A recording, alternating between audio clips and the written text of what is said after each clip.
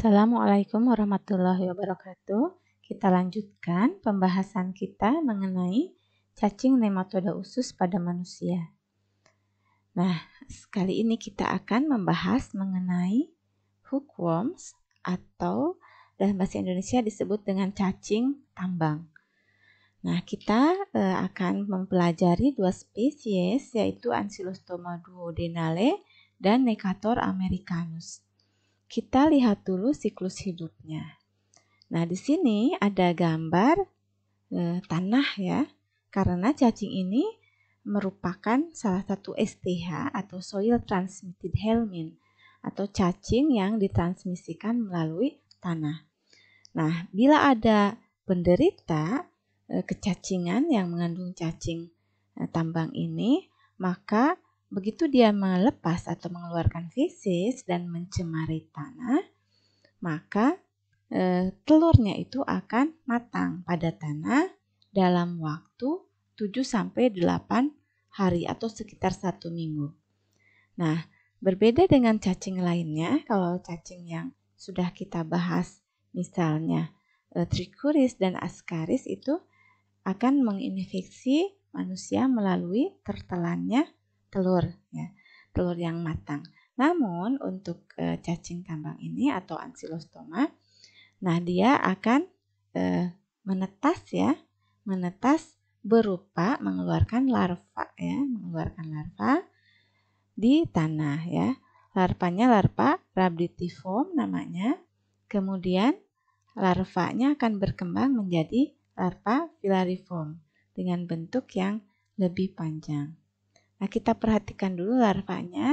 Ada gambar di bawah ini. Ada larva rhabditiform ya, ukurannya sekitar 250 mikrometer. Nah, kemudian dia berkembang menjadi larva filariform. Ukurannya sekitar 700 mikrometer. Nah, perbedaannya ada pada ukuran dan kita lihat juga pada esofagusnya berbeda ya. Kemudian kita lihat ada bagian luar yang bergerigi pada filariform. Oke. Nah, apabila larvanya tersebut sudah menjadi larva filariform, maka dia bisa menginfeksi manusia dengan cara menembus ya atau penetrasi ke dalam kulit ya, kulit manusia. Nah, di sini dicontohkan kaki karena memang banyak kasus yaitu tidak memakai alas kaki ya, sehingga apabila kontak dengan tanah yang mengandung larva cacing Ancylostoma ini, maka dia akan masuk menembus kulit. Nah, tembus pada kulit ini kemudian nanti dia akan menimbulkan ruam ya, ruam merah ya, dan menyebabkan gatal.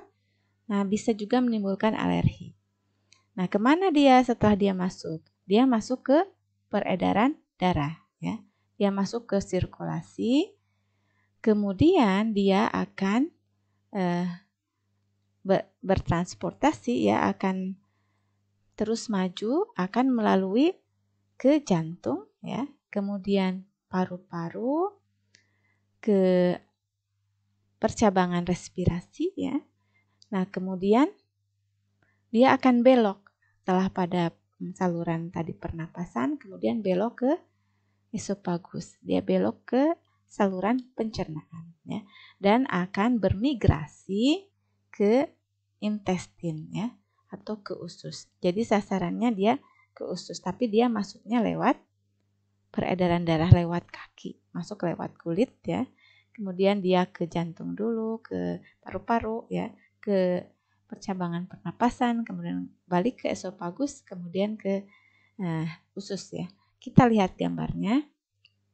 Nah, kita lihat panah ini, dia akan masuk ya ke sirkulasi, kemudian masuk ke jantung ya, kemudian dia masuk menembus paru-paru, dan di paru-paru dia bisa menimbulkan pneumonitis ya. Nah, kemudian setelah ke percabangan pernapasan, kemudian dia belok ya, belok ke saluran pencernaan. Dia masuk ke lambung ya, kemudian masuk ke usus. Nah, kita perhatikan yang nomor 1. Nah, nomor 1. Nah, dia menjadi dewasa ya. Menjadi dewasa dalam berapa hari? Nah, ini ada catatan di sini. Menjadi dewasa pada tubuh manusia dalam waktu 35 hari, jadi sekitar 1 bulan. Oke, kemudian kita lihat setelah nomor 1, kemudian dia nomor 2. Nah, nomor 2 dia sudah dewasa dan kawin ya. Ini ada jantan, ada betina. Kemudian nomor 3. Setelah dari usus halus dia terus maju ke usus besar, kemudian dia bertelur, gitu ya, bertelur. Nah, setelah bertelur, maka telurnya akan dilepas ke lingkungan apabila si penderita ini membuang hajat ya atau BAB di tempat sembarang tempat, tidak di jamban, kemudian mencemari lingkungan, misalnya pada mencemari tanah ya, tidak punya jamban, atau misalnya masih lingkungannya masih menggunakan kolam dan lain sebagainya. Selanjutnya kita perhatikan bagaimana bentuk dan ukuran dari cacing ini. Kita lihat ukurannya ya. Ini antara 8 sampai 11 mili ya. Ini juga sama 8 sampai 10 mili untuk jantan dan betina. Jadi sekitar 10 mili yaitu sekitar 1 cm. Jadi sangat kecil ya kalau dibanding dengan Ascaris yang bisa sampai 30 cm gitu ya. Ini sangat kecil, hanya sekitar 1 cm. Nah, kita perhatikan untuk betina ya. Ini ciri khasnya kan pasti lebih besar dan ekornya runcing ya, lurus begitu ya. Tapi kalau di jantan biasanya yang lainnya itu kalau yang jantan ekornya melingkar. Namun pada cacing Ankylostoma ini untuk yang jantan ekornya tidak melingkar tetapi mempunyai struktur yang disebut bursa. Oke. Nah, kemudian kita perhatikan bentuk dari telurnya. Nah, telurnya ukurannya sekitar 60 kali 40 mikron ya. Untuk Ankylostoma necator juga hampir sama 70 sampai 38 mikron. Nah, ini bentuk telurnya dengan cangkang yang tipis ya. Kemudian ada seperti ruang kosong antara cangkang tipis dengan isinya. Nah, isinya bisa berbentuk pembelahan sel, bisa 1, bisa 4 ya, bisa juga banyak gitu. Bisa juga bentuknya sudah berbentuk larva. Untuk membedakan morfologi Ankylostoma dan necator, kita bisa lihat bagian kepalanya. Di bagian kepala ada bagian mulut. Kemudian di Ankylostoma kita perhatikan ada morfologi seperti 2 pasang gigi. Nah, ini di sini ya. Nah, untuk necator kita lihat tidak 2 pasang gigi tapi dia sepasang alat pemotong yang lebar. Oke, kita perhatikan ini. Ini disebut cutting plate ya atau alat pemotong yang lebar. Nah, kemudian untuk membedakan jantan antara Ankylostoma dan necator, kita bisa lihat bagian bursanya. Nah, kita lihat percabangan di bagian bursanya. Untuk Ankylostoma, percabangannya ada 3 ruas ya. Jadi bercabang 3. Nah, kemudian untuk necator dia hanya bercabang 2. Nah, ya. Oke, ujungnya bercabang 2, kalau yang untuk Ankylostoma ujungnya bercabang 3. Oke, kemudian kita lihat patologis dan klinisnya. Nah, pada infeksi dari Ankylostoma atau necator ini, dia akan menimbulkan gatal-gatal pada bagian tempat dia penetrasi larva, misalnya di kaki ya. Nah, kemudian bisa juga menimbulkan pneumonitis pada paru-paru apabila di larvanya sudah bermigrasi ke paru-paru. Nah, kemudian apabila cacingnya sudah dewasa dan berada di usus, dia bisa menyebabkan pendarahan karena si cacing itu akan menggunakan giginya ya untuk melukai usus dan menghisap darah. Oke, kemudian nah pada infeksi berat maka dia akan menimbulkan anemia, karena defisiensi besi dan kemudian menyebabkan pendarahan gastrointestinal. Oke, kemudian untuk diagnosa labnya, kita bisa menemukan telur pada fesisnya. Ya. Jadi sampel yang diterima adalah sampel fesis dan kita akan periksa apabila ditemukan telurnya, maka itu akan menjadi alat diagnosa. Berarti positif kecacingan dari cacing tambang ini. Nah, kemudian untuk telurnya sendiri, nah kita lihat ini telur dari Ancylostoma dan ini dari Necator. Ini sama saja bentuknya, namun ada lebih panjang sedikit ya untuk Necator. Kita lihat telurnya, dindingnya tipis ya, kemudian di bagian dalamnya ada lobus-lobus dari sel yang sedang membelah. Karena kita akan belajar mendiagnosa sampel untuk mengenali adanya telur Ancylostoma, maka kita perdalam lagi ya untuk telurnya. Kita lihat ada beberapa tipe atau bentuk ya yang bisa kita temukan pada sampel fesis. Oke, ukurannya sekitar 50-80 mikron, kemudian bentuknya adalah oval ya, sedikit membulat, kemudian di kutub-kutubnya sedikit flat atau sedikit datar gitu ya. Oke, kemudian cangkangnya adalah sangat tipis ya. Jadi seperti hanya garis hitam saja gitu ya. Oke, kemudian isinya ini bervariasi tergantung tingkat kematangan dari telur itu sendiri.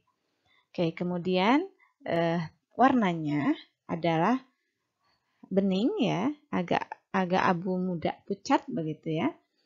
Kemudian bisa juga dia agak berwarna coklat tua setelah memakai pewarnaan dari larutan iodin.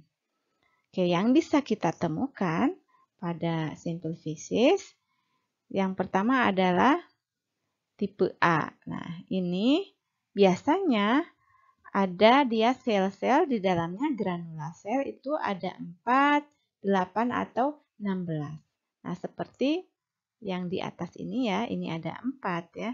Kemudian ini ada 8 ya, bisa 4, 8 atau 16 granul sel ya yang sedang membelah.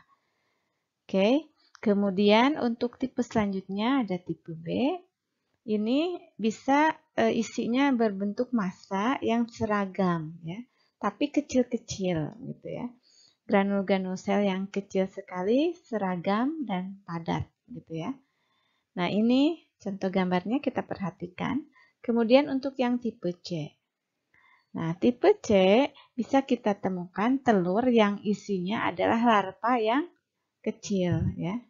Nantinya akan membentuk larva gitu ya. Jadi sudah menyerupai bentuk larva.